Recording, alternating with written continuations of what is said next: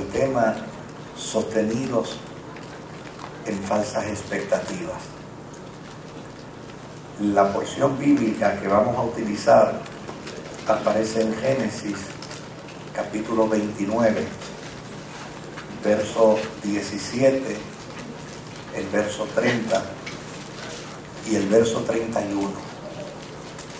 Y leemos las Sagradas Escrituras a la gloria del Dios que es Padre, Hijo y Espíritu Santo. Amén. Amén. Y los ojos de Lea eran delicados, pero Raquel era de lindo semblante y de hermoso parecer. Y se llegó también a Raquel y la amó también más que a Lea. Y sirvió a Labán aún otros 7 años. Y vio Jehová que Lea era menospreciada y le dio hijos, pero Raquel era estéril. Que el Señor añada bendición a su santa y bendita palabra. Amén. Lo que les voy a compartir a ustedes en esta noche es la saga de una familia que compone la historia de una gran nación.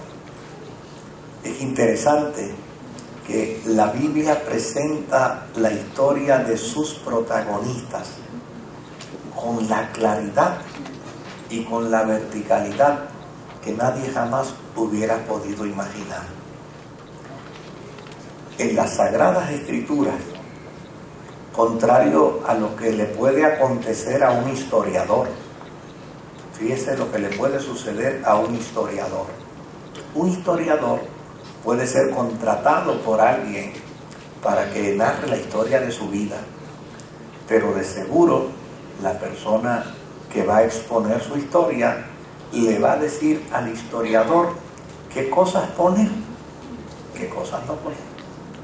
De hecho, cuando el historiador le presente el borrador de su escrito, probablemente la persona mirará y dirá: esto no me lo ponga, esto elimínalo de aquí, yo quiero que en lugar de esto tú digas esto otro, porque a fin de cuentas la persona protagonista de la historia va a querer en alguna medida presentar una historia aceptable a su necesidad. En el caso de las Sagradas Escrituras, la Biblia presenta a sus protagonistas con todas sus virtudes y los presenta con todos sus defectos. Y no hubo uno de ellos que le dijera al autor de la Escritura: esto no lo ponga, esto quítalo, añádete esto, obvia esto otro. Sino que la Biblia presentó a los hombres con sus virtudes, los presentó con sus defectos, porque a fin de cuentas la grandeza de la historia bíblica no radica en sus personajes. La grandeza de la historia bíblica radica en el autor de la historia, de quien dice la Escritura que es el autor y es el consumador de la fe. Desde luego, cuando uno lee la historia de los patriarcas de Israel, Dios mío, uno encuentra cosas ahí, mire, que son espeluznantes. Uno encuentra información ahí que, mire, si para ser caudillo de un pueblo uno tiene que pasar por esas cosas, a mí no me interesa ser caudillo de un pueblo, porque viven unas experiencias dolorosas, angustiosas, traumáticas. Y desde luego, esta historia que vamos a compartir hoy es la historia de esa familia de Israel, que desde luego, imagínense qué clase de familia es. De esta familia se desprende el patriarcado, de esta familia se desprende el sacerdocio, de esta familia se desprende la realeza. Miren para allá ¿Qué componente tan extraordinario es esta familia? De esta familia que vamos a hablar hoy están los tres fundamentos que demarcan la vida de ella: el sacerdocio, el patriarcado y la monarquía. Ahora, esta es una historia que es trágica, que es dolorosa, pero a la misma vez es una historia feliz. Es feliz para Israel, porque Israel escribió su historia indistintamente la crisis de sus patriarcas, porque a fin de cuentas lo que Israel quería demostrar es lo que dice el salmista. El salmista dice que por más torpes que sean los pasos del hombre, nunca caerá. Y una de las cosas que va a querer resaltar Israel es que indistintamente sus errores, indistintamente sus desatinos, indistintamente sus momentos difíciles y trágicos, Dios se mantuvo fiel a ellos y Dios hizo cumplir las promesas que les dio a ellos. Desde luego, en esta historia hay varios personajes. Jacob es uno de los personajes principales. Es el nieto de Abraham, es el hijo de Isaac. Raquel es la prima materna de Jacob, hija de Labán. Labán es el tío materno de Jacob, el padre de Raquel y de Lea. Lea es la prima materna de Jacob, hija de Labán. Y desde luego, como si esto fuera poco, se incluyen dos mujeres que eran esclavas, una llamada Silpa y otra llamada Bila. Una era esclava de Lea y la otra era esclava de Raquel. El contexto histórico de esta historia lo que plantea es que una vez Jacob huyó de su hermano. ¿Se acuerdan? Aquello de la bendición, del plato, de la primogenitura, del plato de lentejas, etc. Pues Jacob huyó de Esaú, su hermano, porque Esaú determinó que donde quiera lo encontrara, lo iba a matar. Mire qué clase de familia. Un hermano que está buscando a su otro hermano porque juró que donde lo encuentre, lo mata.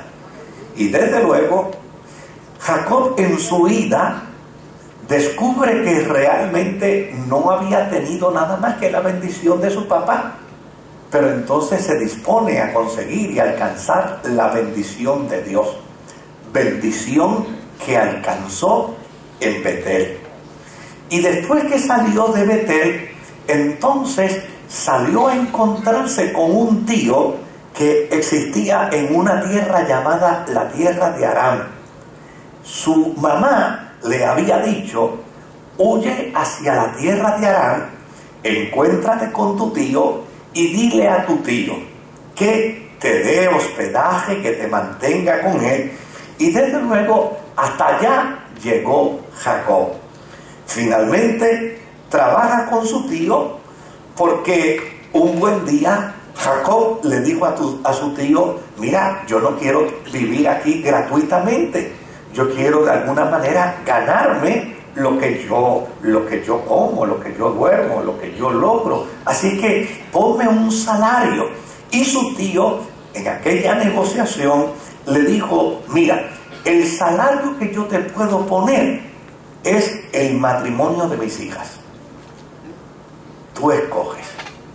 Y desde luego, como él estaba enamorado de su prima Raquel, pues inmediatamente le dijo a su tío: dime cuánto tengo que trabajar por tu hija Raquel. Y su tío Labán, que era un saco de trampa, ¿verdad?, le dijo: pues trabaja 7 años por tu primita, y después de los 7 años te casas con ella. Pero desde luego, cuando trabajó los 7 años, él hizo una gran fiesta. Y cuando hizo esa gran fiesta, una fiesta enorme, en la noche,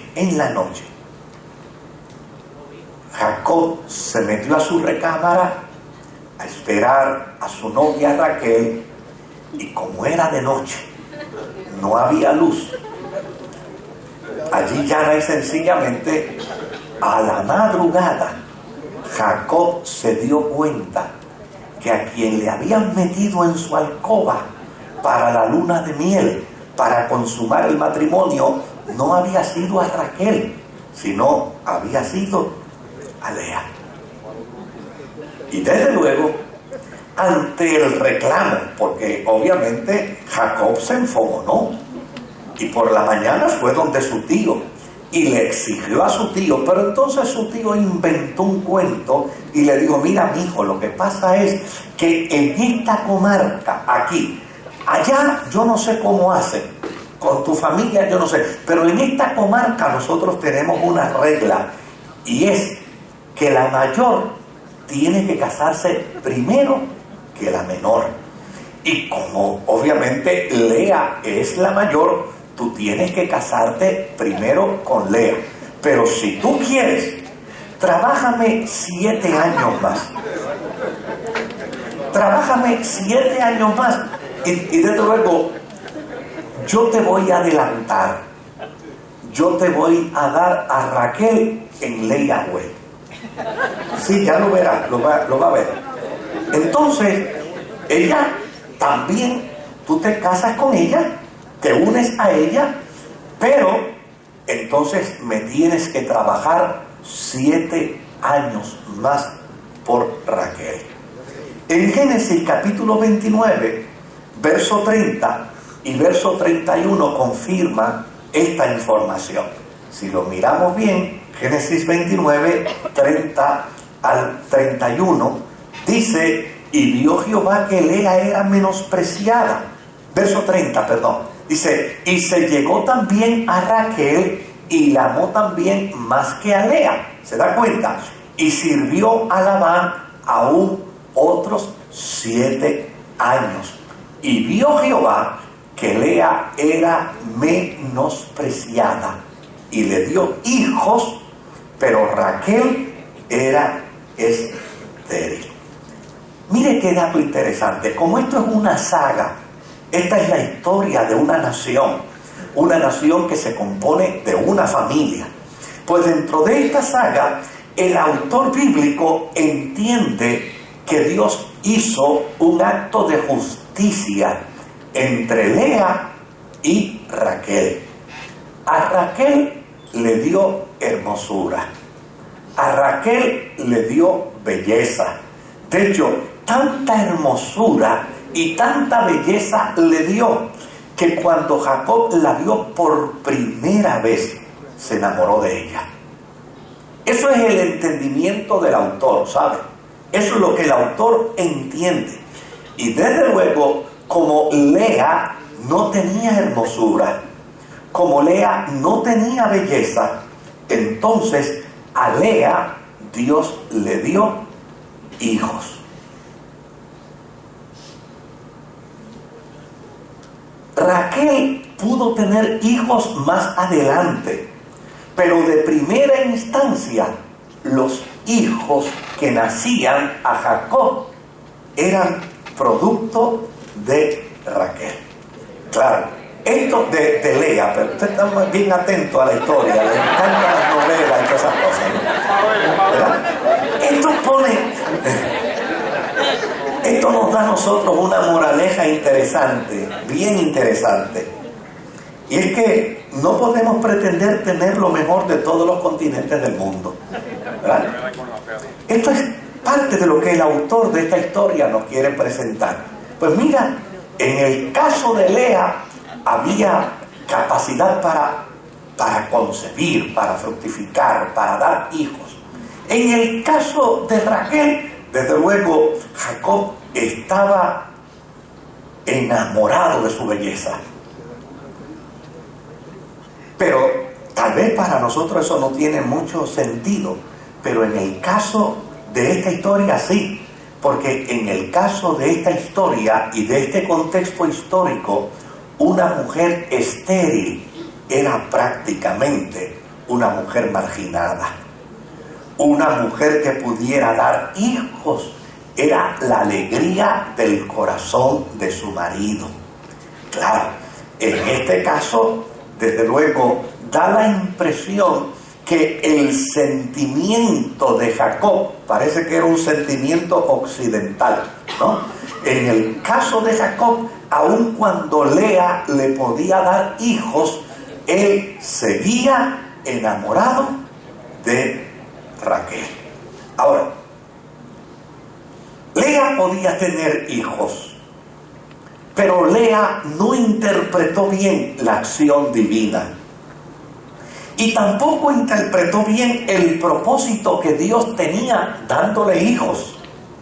Más bien, Lea creyó que sus hijos fueron dados para que Jacob se enamorara de ella. Mire, esta mujer, Lea, tuvo el gran privilegio de que a través de su vientre pasó el patriarcado. A través de su vientre pasó el sacerdocio. A través de su vientre pasó la monarquía de Israel. Pero sin embargo, ella no entendió las cosas de esa forma. Ella desarrolló una expectación equivocada.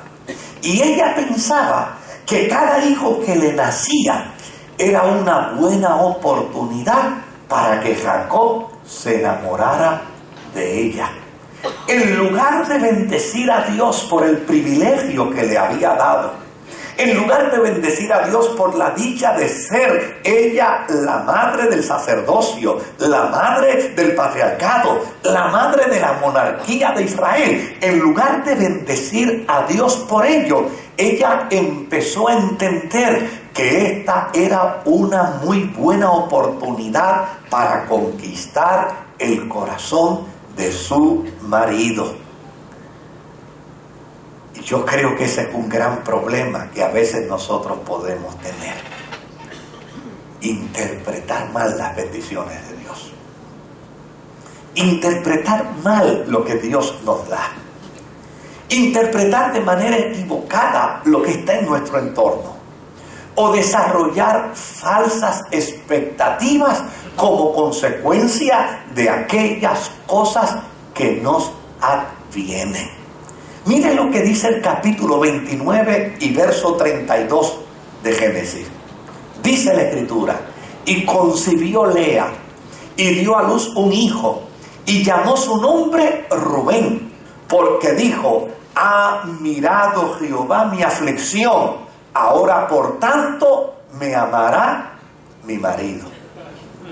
En lugar de bendecir a Dios porque le nacía un hijo, ella interpretó que como consecuencia del hijo nacido, ahora su marido se iba a enamorar de ella. Le nació el segundo hijo en el verso 33. Y mire cómo dice el verso 33. Concibió otra vez y dio a luz un hijo. Y dijo: por cuanto oyó Jehová que yo era menospreciada, me ha dado también este. Y llamó su nombre Simeón. Es decir, el nombre Simeón significa: nunca más seré menospreciada por mi marido. Es decir, por segunda vez ella vuelve a malinterpretar el nacimiento de un hijo y a pensar que como consecuencia de ello, ahora llana y sencillamente su marido se va a enamorar de ella. En el verso 34, mire lo que dice el verso 34: y concibió otra vez. Es decir, este es el tercer muchacho. Y ella parece que pensó que a la tercera va la vencida, ¿no? Este es el tercer muchacho. Entonces dice: y concibió otra vez, y dio a luz un hijo, y dijo: ahora esta vez sí es verdad que se unirá mi marido conmigo, porque le he dado a luz 3 hijos. Por tanto llamó a su hijo Leví. Y ¿Quiere leer más? Verso 35. Concibió otra vez y dio a luz un hijo. Y dijo: alabaré a Jehová. Por esto llamó su nombre Judá. Y dejó de dar a luz. Es decir, los 4 primeros hijos que tuvo, los tuvo bajo la premisa equivocada, bajo una expectativa equivocada. Cada uno de sus hijos, ella pensó que en lugar de ser una bendición de Dios para ella y para su nación, ella pensó que era una muy buena posibilidad para que su marido se enamorara de ella. Ahora, mire cómo la historia sigue en esta trama interesante. En Génesis capítulo 30 y versículo 11, vuelve de nuevo Lea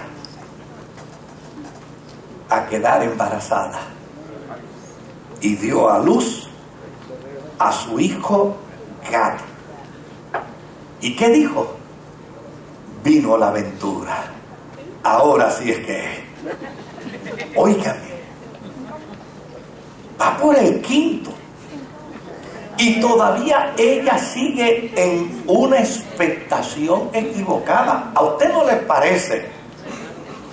Oiga, ¿a usted no le parece que es cierto lo que la Biblia dice, que Dios habla de muchas maneras?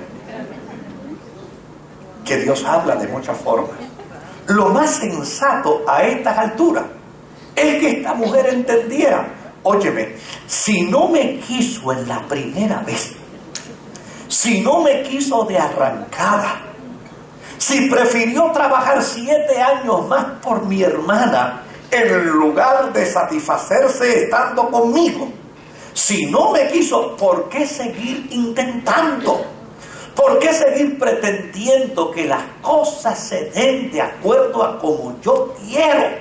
Si las situaciones le están hablando a su vida, las circunstancias le están hablando a su vida. Óigame, a veces hay personas que no quieren entender que Dios habla de muchas maneras, y que dentro de esas muchas maneras que Dios habla, hay mensajes contundentes y hay mensajes claros. Y a fin de cuentas, óigame, lo que Dios nos dice la primera vez con respecto a nuestra vida no cambia.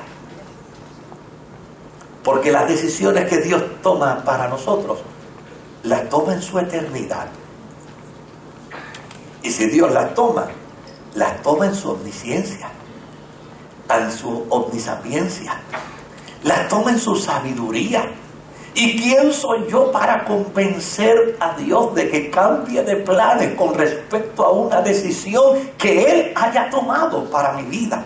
En lugar de yo caer en la trampa de negociar con Dios para que Dios cambie de planes, ¿sabe lo que yo debo entender? Que las decisiones que Dios toma para mí siempre serán buenas. Que las decisiones que Dios toma para mí siempre serán de beneficio. Que la agenda que Dios tiene para mí siempre será para mi bien, aunque de momento yo no lo entienda. ¿Sabía eso? Yo no tengo por qué entender las decisiones que Dios toma para mí. Lo único que yo necesito es entender que Dios es un Padre bueno. Y si los hombres, siendo malos, saben darle buenas dádivas a sus hijos, cuánto más vuestro Padre Celestial, el que dice la Escritura, aquel que no escatimonia a su propio Hijo, ¿cómo no nos dará juntamente con Él todas las cosas? Ahora, fíjese qué dato interesante encontramos aquí.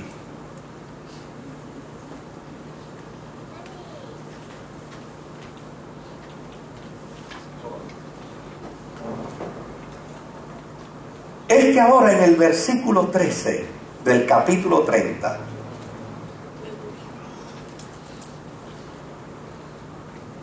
aparece otro muchacho.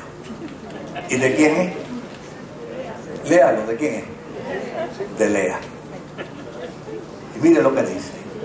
Y dijo Lea, para dicha mía, porque las mujeres me dirán dichosa, y llamó su nombre Aser.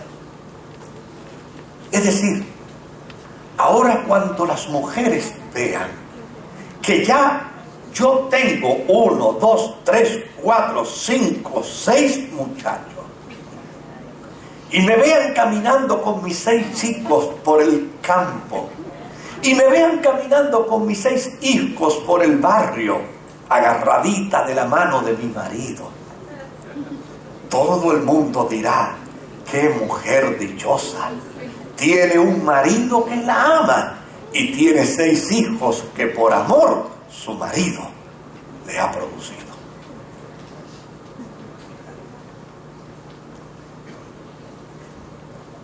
Lea conmigo el verso 18. ¿Quién vuelve a parir?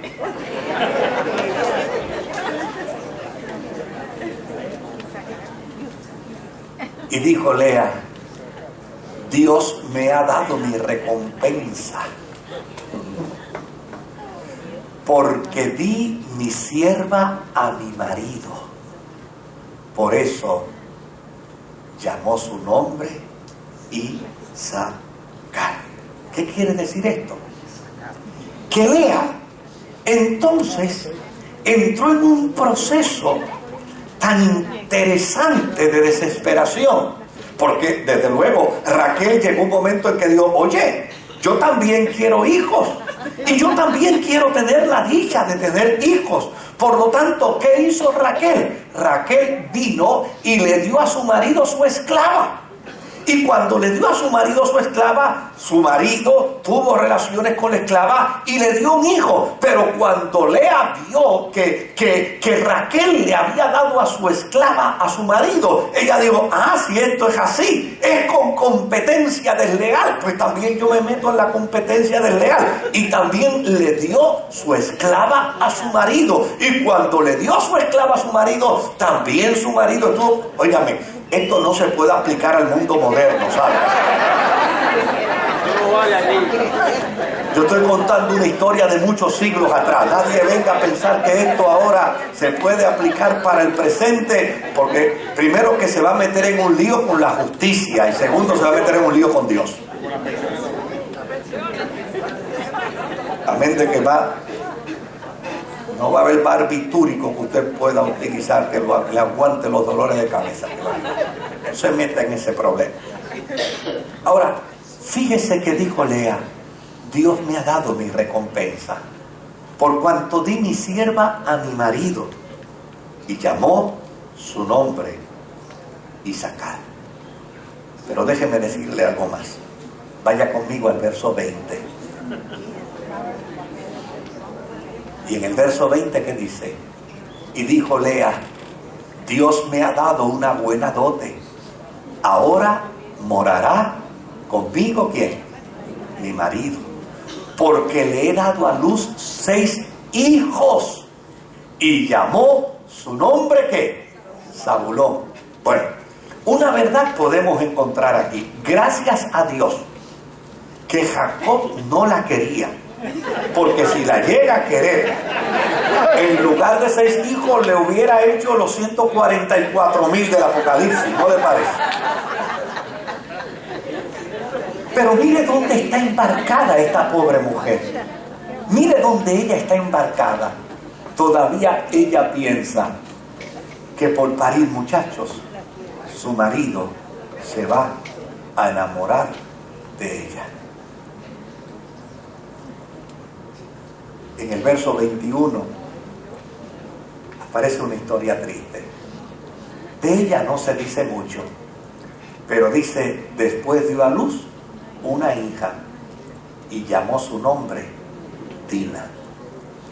De Dina pudiéramos hablar en otra ocasión, porque desde luego esto es muy triste, porque de seguro si trabajamos con la vida de Dina, vamos a encontrar que Dina vivió las mismas circunstancias dolorosas que su madre, porque ese fue el patrón de conducta que ella le modeló.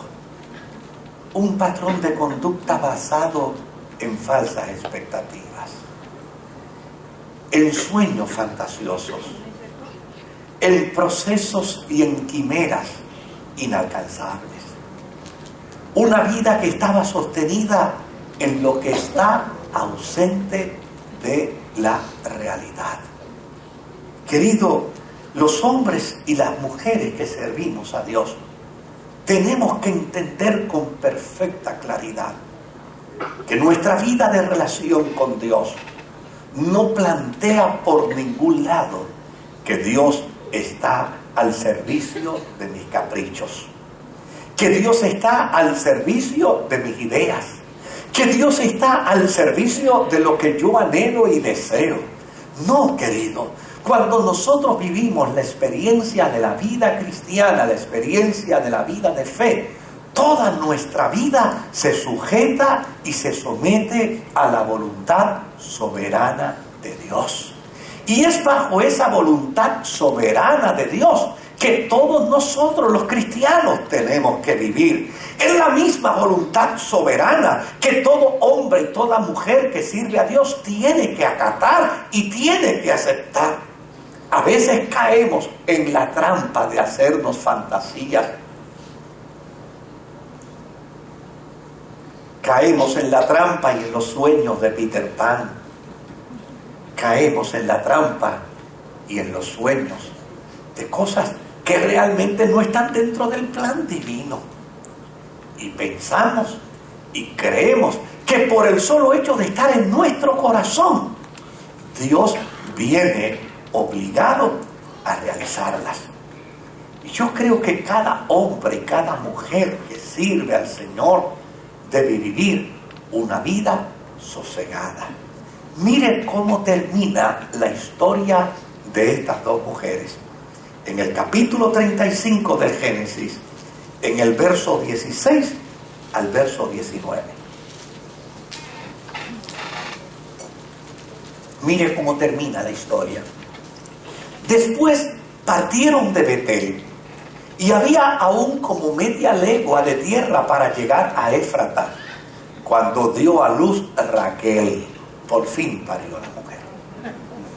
Dio a luz Raquel, y hubo trabajo en su parto. Verso 18, ¿verdad? Y 17. Y aconteció, como había trabajo en su parto, que le dijo a la partera: no temas, que también tendrás este hijo. Y aconteció que al salírsele el alma, pues murió, llamó su nombre Benoni, mas su padre lo llamó Benjamín. Pero esté atento ahora al verso 19. Así murió Raquel y fue sepultada en el camino de Éfrata, la cual es Belén. Pásate al verso 20 un momentito, al verso 20 de ese mismo capítulo. Y mire el verso 20, para que usted vea lo interesante. Mire lo que dice: y levantó Jacob un pilar sobre su sepultura. Esta es la señal de la sepultura de Raquel hasta hoy. Mire, en la historia del amor platónico de Jacob y de Raquel, cuando ella murió, Jacob le hizo un mausoleo, le erigió una torre, y allí de seguro puso una inscripción que diría: aquí yace los restos de la mujer que más he amado. Ahora, de Lea, lo único que podemos inferir es que se fue a la presencia del Señor.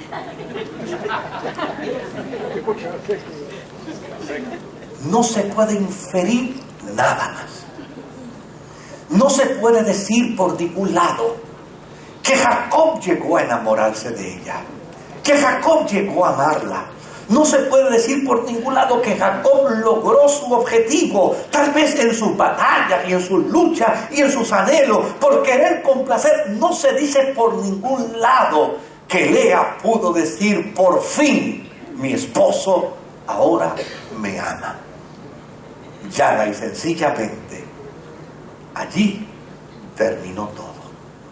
Desde luego, esta historia está escrita y tiene propósitos muy evidentes, porque estas son las dos mujeres que edificaron la casa de Israel. Según nos dice la Biblia en Ruth capítulo 4 y versículo 11, nos plantea y nos dice: y dijeron todos los del pueblo que estaban a la puerta con los ancianos, testigos somos, Jehová haga a la mujer que entra en tu casa como a Raquel y a Lea, las cuales edificaron ¿qué? Las cuales edificaron la casa de Israel. Es decir, estas dos mujeres tienen una historia de trascendencia extraordinaria, porque a fin de cuentas ese era el propósito de Dios para con su vida. El propósito de Dios para con la vida de Lea era bendecirla de tal manera que ella pudiera tener la mayor cantidad de los hijos de las 12 tribus de Israel. La intención de Dios para con Lea era bendecirla de tal manera que cuando se siga el árbol genealógico se descubra que es a través de Lea que nace el patriarcado, que es a través de Lea que nace el sacerdocio, que es a través de Lea que nace la monarquía, que es a través de Lea que adviene Jesucristo. Ese era el propósito que Dios tenía para Lea. ¿Sabe qué? Nunca se lo disfrutó, porque a veces por estar pendiente a falsas expectativas no nos disfrutamos lo que Dios nos da. Porque a veces por estar pendiente a cosas ilusorias no disfrutamos la bendición que Dios nos ha dado. A veces yo me topo con una gente con unos planteamientos, Dios mío, que dan pena. Hay gente que se me ha acercado y me ha dicho: pastor, ore por mí a ver si Dios me da una muchacha o un muchacho que me haga feliz. Dios santo Dios. Esos son falsas expectativas. Si usted no ha podido ser feliz consigo mismo, a usted nadie le va a hacer feliz. Si usted no puede granjearse la felicidad por sus propios méritos, si usted no puede vivir en la experiencia de la felicidad por sus propias experiencias, si usted no puede disfrutar la realidad de la felicidad como resultado de estar en su relación con Dios, mire, no hay hombre ni hay mujer que le haga sentirse feliz.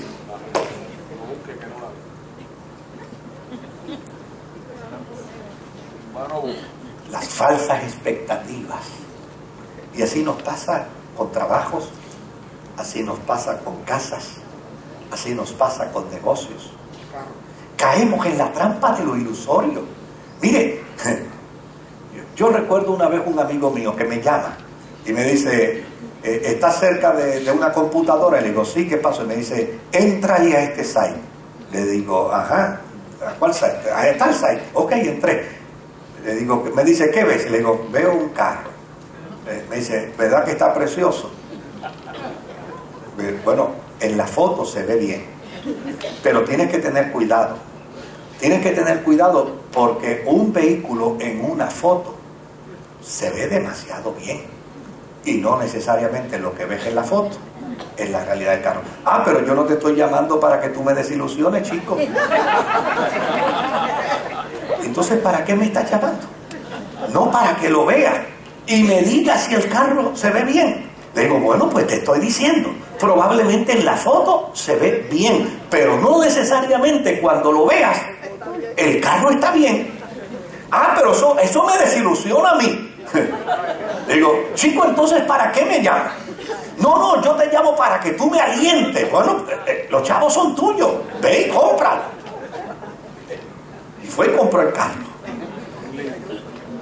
Y yo le enseñé la foto. Y mira a ver si la foto es igual a lo... no era igual, no se veía igual. Una cosa es lo ilusorio, ¿verdad? Otra cosa es la realidad.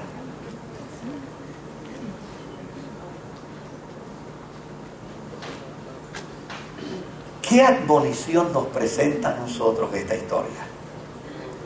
¿Qué nos quiere decir a nosotros esta historia? Pues nos dice que tenemos que tener cuidado con las falsas expectativas. Porque si miramos Jeremías, capítulo 17 y verso 9, mire lo que nos dice el profeta Jeremías.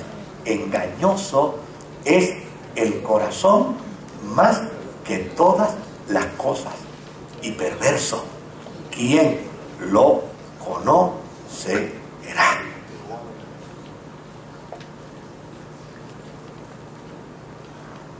Cuando nosotros no tenemos cuidado con las falsas expectativas, es porque le estamos dando espacio en abundancia a las ilusiones únicas del corazón. ¿Y sabe algo, querido? La Biblia dice que Dios nos hizo conforme a su imagen y semejanza. ¿Y cómo es eso de que yo soy conforme a la imagen y semejanza de Dios? ¿Cuándo es que yo vengo a ser conforme a la imagen y semejanza de Dios? Cuando me miro en el espejo y me veo físicamente. No, físicamente Dios no se parece a mí, ni a usted tampoco. ¿Cuándo es que yo entiendo que soy conforme a la imagen y semejanza de Dios? Cuando me miro mi larga cabellera, la abundancia de mi cabello. No es eso. Hace unos días atrás yo me encontré con un amigo mío cruel y me dijo, la verdad que Dios te conoce a ti al dedillo. Y le dije, ¿por qué tú dices eso? Me dice, porque Él dice que conoce hasta los cabellos de tu cabeza y no son muchos. Le dije, qué cruel eres. El Señor te perdone. Óigame, yo soy conforme a la imagen y semejanza de Dios. ¿Sabe por qué? Porque tengo uso de razón.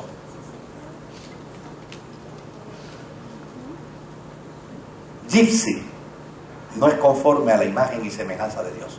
Gypsy es mi perra. Ella no es conforme a la imagen y semejanza de Dios, porque no tiene ¿qué? Uso de razón. Tú y yo somos conforme a la imagen y semejanza de Dios, porque somos seres racionales.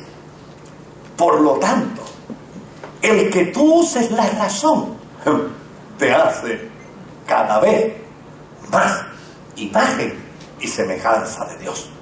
El que tú te sientes a hacer análisis, el que tú te sientes a evaluar las cosas, el que tú te sientes a ponderar tus decisiones, a ver tus circunstancias, el que tú tomes tiempo para un análisis exhaustivo de las cosas que hay en tu vida y de las cosas que hay en tu entorno, precisamente eso es lo que te hace a ti un hombre y una mujer conforme a la imagen y semejanza de Dios. Por lo tanto, nosotros tenemos que tener cuidado con las falsas expectativas, porque si son el resultado de las ilusiones únicas del corazón, la Biblia dice que el corazón, es decir, las emociones, son muchas veces un engaño para nuestra vida. Son producto de un corazón divorciado de la razón, y nosotros no podemos contradecir las realidades ni podemos contradecir las Sagradas Escrituras.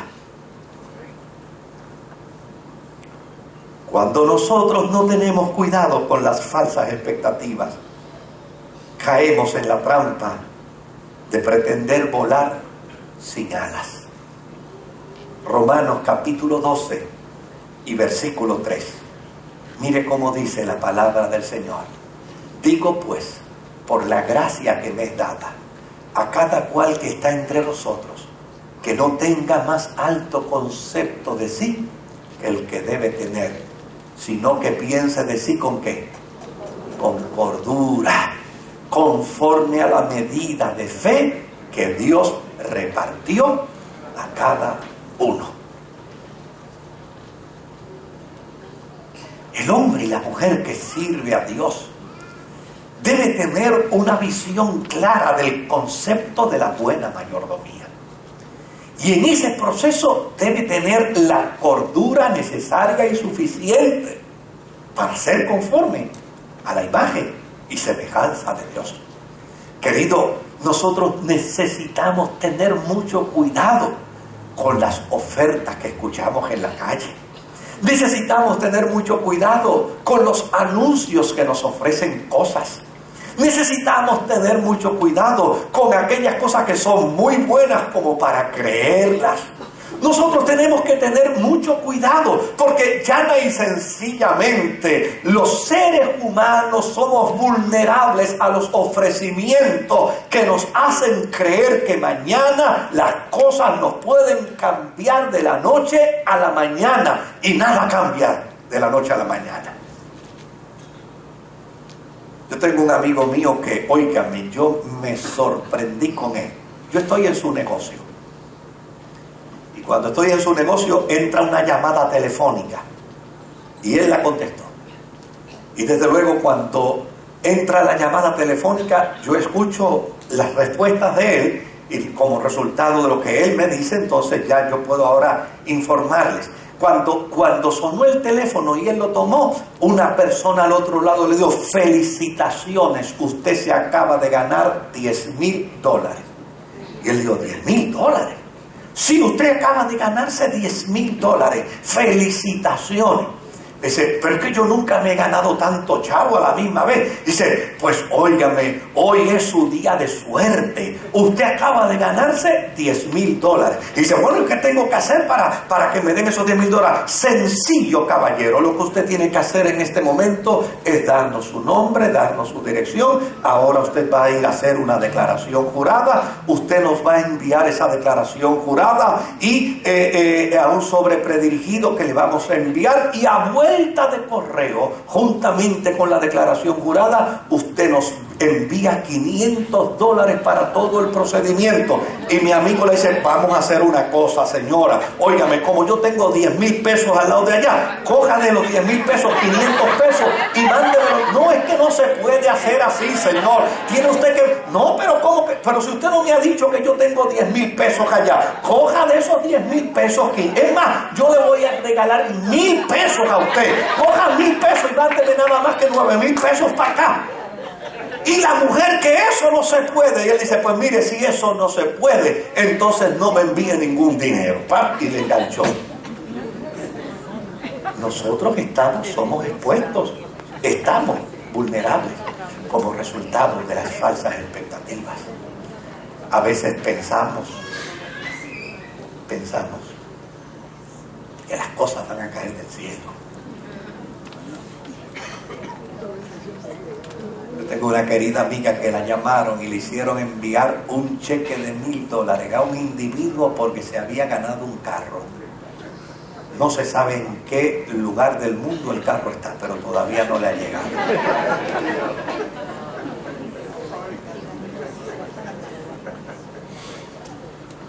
Cuidado con las falsas expectativas.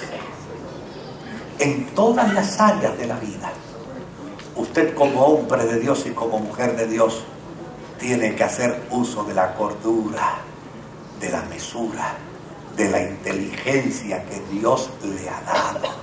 Y debe entender, como decía Sam Livingston. Sam Livingston decía: me he dado cuenta que mientras más trabajo, más bendición económica tengo, porque los chavos no caen del cielo. ¿Y sabe qué otra cosa decía Sam Livingston? He descubierto que lo que endulza el café no es el azúcar, es el acto de revolverlo. Porque por más azúcar que usted le eche, si no pasa el trabajo de moverlo, no se le endulza el café.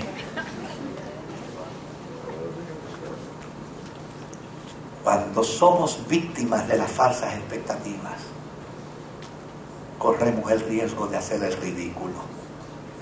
Mira lo que dice Lucas, capítulo 14, verso 28 al 30. Lucas 14, 28 al 30. Ahora si quiere pelear, pelee con Jesús. Esto lo dijo Jesús. Porque ¿quién de vosotros, queriendo edificar una torre, no se sienta primero y calcula qué? Los gastos. A ver si tiene lo que necesita para qué. Para acabarla. No sea después que haya puesto el cimiento y no pueda acabarla, todos los que lo vean comiencen a hacer qué. Burla de él, diciendo: este hombre comenzó a edificar y no pudo qué. Y no pudo acabar. ¿Se da cuenta? En la experiencia de la fe cristiana hay un planteamiento interesante para el hombre y para la mujer que ve en la palabra de Dios la regla infalible de vida, la regla infalible de fe. El jíbaro nuestro dice que el hombre debe aprender a estirar el pie hasta donde llegue ¿qué? La sábana. Los sueños son buenos. Las metas son extraordinarias. Pero usted no puede poner el corazón y las emociones al frente para que vayan hacia adelante sin que la razón no haya asistido a la emoción. Usted no puede darse el lujo de permitir que los sueños y las emociones se vayan desbocadas en su vida sin primero sentarse a tener un buen análisis de su proyecto.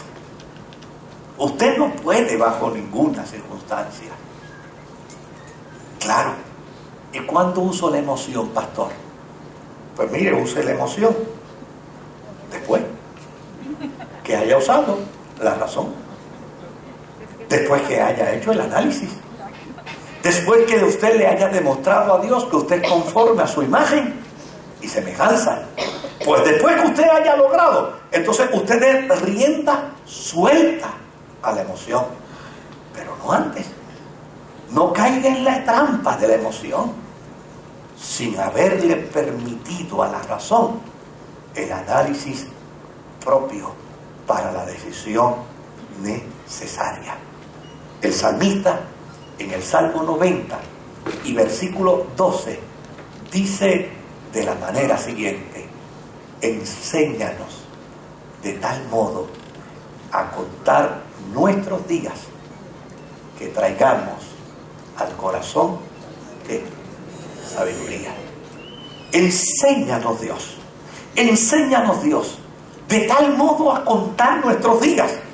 Oiga, que yo pueda llegar a la conclusión de que hoy yo soy más inteligente que ayer y que mañana seré más inteligente que hoy. Que hoy tomé mejores decisiones que las de ayer y que mañana tomaré mejores decisiones que las de hoy. Juntemos la razón que Dios nos regaló para hacernos conforme a su semejanza y luego invitemos al corazón para que disfrute de esas decisiones. Esto es lo que enseña la Escritura, es vivir en la expectativa correcta. Yo no le estoy diciendo a usted que no tenga expectativas. Lo que le estoy diciendo es que se cuide de las falsas, de aquellas que no son asistidas por la razón, de aquellas que no son avaladas por la Escritura, de aquellas que no responden al propósito de Dios, porque a fin de cuentas producen dolor, producen agonía y lo peor de todo, producen un porqué que nunca nos será contestado. Que el Señor me los bendiga. Miramos el rostro.